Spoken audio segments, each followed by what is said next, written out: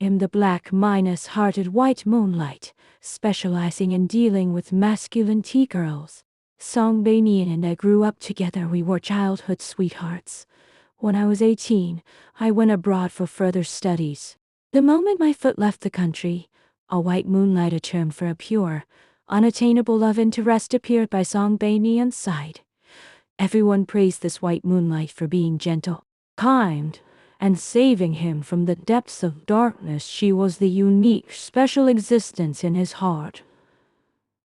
Little did they know, the perfect white moonlight everyone talked about was actually me, Zhu. All of Songbanian's close friends in the circle firmly believed two things. First, Songbanian suffered a malicious kidnapping as a child, and it was the kind-hearted, brave white moonlight who risked her life to pull him back from the abyss. Second, Songbanian developed a fear of the dark, suffering from insomnia and emotional breakdowns every night, unable to sleep unless the white moonlight was by his side whispering him to calmness. Only I knew the truth behind these heroic deeds. The somanus called kidnapping was entirely orchestrated by me to isolate the clengy, sought minus after Songbanian and keep him all to myself. As for his supposed fear of the dark, he had been fearless since childhood, walking alone through mountains at night without blinking. His phobia was merely a side effect of my youthful antics, where I'd dress up as a ghost and squat by his window every night just to scare him senseless. To this day, none of Songbanian's friends know about my great achievements. They only know that his white moonlight is beautiful, kind, and graceful. Unfortunately, people change. Recently, an unwelcome guest appeared in the circle, a girl named Xiao Enanan, who styled herself as a female bro. It heard rumors that Xiao Enanan was highly skilled at disguising herself as a carefree, straightforward bro while secretly sowing discord and stealing boyfriends. She had already broken up several couples and had now set her sights on the top-tier wealthy and loyal Songbanian. Others might fear her duplicitous ways, but I had no such qualms. Outwardly I was a gentle, demure white moonlight, but inside, I was pitch-black with layers of scheming. When it came to the art of team manipulation, especially dealing with masculine T-girls, women who act like bros to get close to guys, I was a master. She'd have to call me Grandmaster. A few days ago, my best friend Wang Wen called me in tears, saying she had broken up with her boyfriend of 7 years, just days before their engagement. 7 years of love lost to a boundary-less female bro, Xiao Enanan. Xiao Enanan and Wang Wen's boyfriend, Liu Li, would go shopping and watch romantic movies during the day, and spend the night in the same room at night, acting like a couple in private while claiming to be just bros. When Wang Wen protested, she was labeled jealous and unreasonable, leading to a heartbroken, decisive breakup. Wang Wen wiped her tears, urging me to beware of Xiao Enanan, who had been asking around for Songbanian's information with a clear agenda. I understood perfectly. Songbanian was reserved and hated in noisy crowds, so he rarely socialized. At a mutual friend's birthday party he couldn't avoid. Xiao Enanan locked onto him instantly and refused to let go. A cold smile curled my lips. Others feared her manipulation, but I didn't. I might lose to her in shamelessness, but in the arts of fragility, scheming, and T-making, she still had to call me master.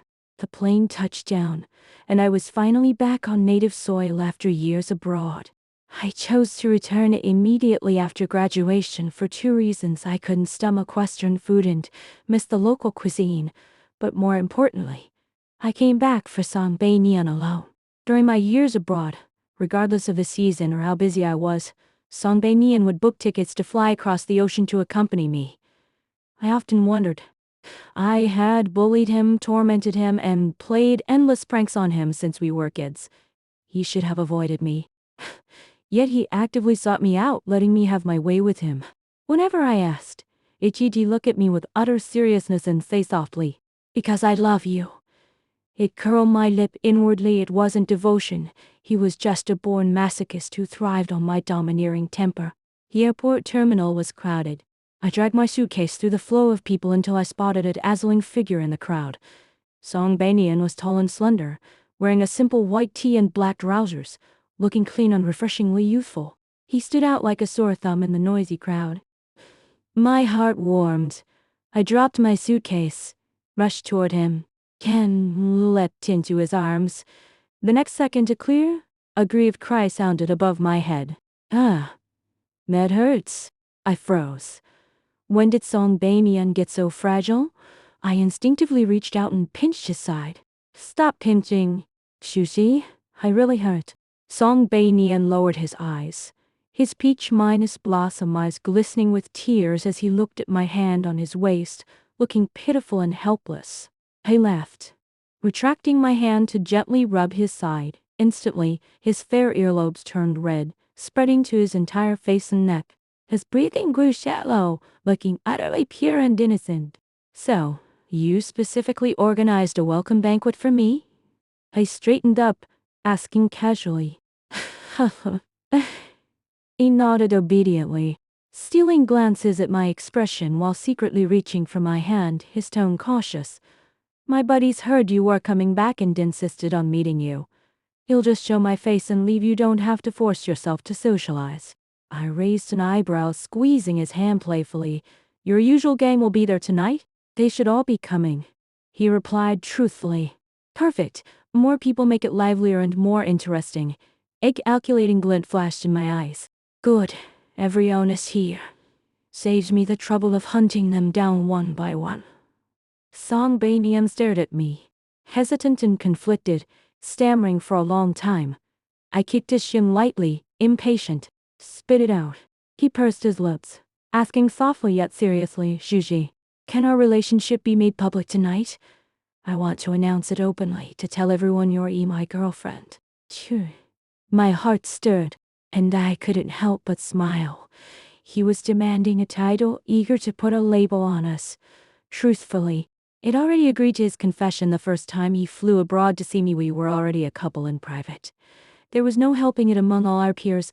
Song Baimian had the best looks, the softest personality, and was the most obedient. Naturally, I favored him the most. Recalling the past, I remembered how at 8 years old, I kidnapped him in my garage just to isolate him from other playmates. At 10, I scared him as a ghost at midnight just so he'd have a reason to hide in my arms.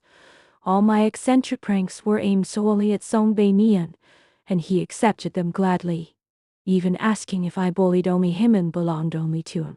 Shushi isn't bad, but Baimian isn't loved. That was the natural law we'd established since childhood. I looked up and spoke plainly. Depends on your performance at the welcome banquet. Behave well, and well go public. The banquet was set for the evening. With time to spare, I had Song Baimian take me home to rest, but he was clingy. He refused to leave when we reached the apartment, wrapping his arms around my waist and burying his head in my shoulder, acting shamelessly attached and insisting on coming upstairs. I let out a cold laugh and executed a swift hip toss, slamming the tall Song Baimian onto the hallway floor. I've been too soft on him lately, letting him forget my decisive, commanding nature. Back home, I showered and changed into an elegant, simple white moonlight outfit. With my long hair draped over my shoulders, I radiated a clean, gentle vibe as I sat on the sofa waiting for him to pick me up. Out of boredom, I opened the local forum and saw a new post pinned to the top. The title was glaring my bras. White Moonlight is coming back today. I'm so anxious. Will she hate me? Someone asked for details in the comments, and the poster replied, because I'm a girl too. Don't overthink it. I have a straightforward personality and get along with all the guys like pure bras. I'm just afraid the White Moonlight is narrow-minded and overthinks things. Don't all girls get jealous easily? My finger paused. I clicked into the poster's profile. The avatar was a male basketball star, and the background photo was a group shot of guys R-on. At the very edge of the crowd, standing alone and aloof, was none other than Song Baimian. No need to guess, the poster was definitely Shawanan. In the evening, Song Baimian arrived downstairs on time. The moment he entered, he carefully observed my expression, afraid I was in a bad mood. Don't worry, he soothed softly. With me here, no one will let you suffer. I gave a faint nod, linking his arm. I'm not worried about others, I'm watching you. His earlobes instantly turned red and he nodded solemnly, shielding me at his side. The private room was lively, but in the corner sat a girl dressed in loose men's clothing, pretending to be boisterous. Xiao and Anan. The moment she saw me, she stood up, rushing forward with feigned enthusiasm, trying to link arms with Song Beinian while saying loudly, Beinian, this must be the white moonlight you've missed for years, Zhuji. So pretty. I'm just a brother Beinian. Let's get along well. I'm straightforward, so don't take offense. Without waiting for Song Beinian to speak, I gently sidestepped, my smile gentle but my tone distant. Of course, I won't take offense. After all, people who are truly pure don't need to emphasize their cleanliness. Only those with a guilty conscience are afraid of being misunderstood. The room instantly fell silent. Xiaonan's face paled, choking on her words, panic flashing in her eyes. Refusing to give up, she put on a wounded act, eyes reddening as she looked at Song Beinian. Beinian, did I say something wrong? I didn't mean anything else, I genuinely just want to get along with sis. Song Beinian directly stepped in front of me, shielding me with a cold, defensive tone. No need to force a relationship, just keep your distance. Zhuji doesn't like strangers getting too close. Then, I took out my phone. Right. I just saw a post on the forum saying the white moonlight has a small heartened loves drama, claiming she only loves hanging out with guys because she was born in the wrong body. The poster wouldn't happen to be you. Would they? Xiao. And Anna's face turned ashen. Panicking, she waved her hands in denial. It wasn't me. I didn't. Don't frame me. I let out a soft laugh, directly displaying a screenshot of her back-ended records of her past conversations where she sowed discord and broke up couples. I don't frame people. You've been asking about Beinian, deliberately trying to drive a wedge between us, and sabotaged my best friend's 7-year relationship. Do I need to spell it all out for everyone? All the guys in the room changed their expressions, finally seeing Xiaonan and Anna's true colors. Those who once thought she was straightforward now kept their distance, looking at her with disgust. Xiao and Anan, anxious and frightened, burst into tears trying to play the victim. I delivered the final blow with a calm tone. Don't cry. I'm reasonable. As long as you stay 3 meters away from Song Beinian and behave yourself, you'll let bygones be bygones. Otherwise, I won't mind letting everyone see your true face. Song Beinian seized the opportunity, holding my hand and announcing to the room, let me formally introduce her. Zhuji is my girlfriend, the only woman he'll ever acknowledge. Anyone who crosses that line under the guise of being a bro is declaring war on me. Applause and cheers erupted. Xiao and Anan, humiliated beyond words, lowered her head and slunk out of the room, not daring to stay another second. Halfway through the banquet, I grew tired of the socializing and dragged Song Beinian away. The evening breeze was gentle, the night seemed beautiful. Song Beinian looked down at me, his eyes full of tenderness. Was my performance qualified enough for a public title? I stood on my toes, kissing the corner of his lips with a slight smile. You've been qualified since long ago. From now on, only I get to bully you. Only I get your dependence. No entertaining other girls.